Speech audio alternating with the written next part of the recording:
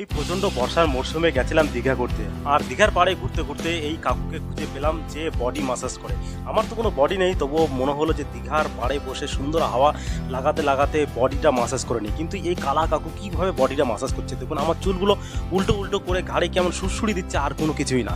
তো প্রথমে চেয়েছিল 150 টাকা, কিন্তু আমি 150 টাকা রাজি হয়নি। তারপরে বললাম মাত্র আমি দেবো 100 টাকায়, কিন্তু 100 টাকা 10 মিনিট করে করবে, কিন্তু 10 মিনিট কিছুই করেনি। শুধু দেখুন একটা চড় মারলো, আর আমার তো বডি কিছুই নেই, শুধু বডিতে তেল লাগিয়ে শুধু গরম করছে। দেখুন কি করছে, মনে হয় আমার সাথে উল্টো পাল্টা কোনো কাজ করতে চাইছে, আর কিছুই না।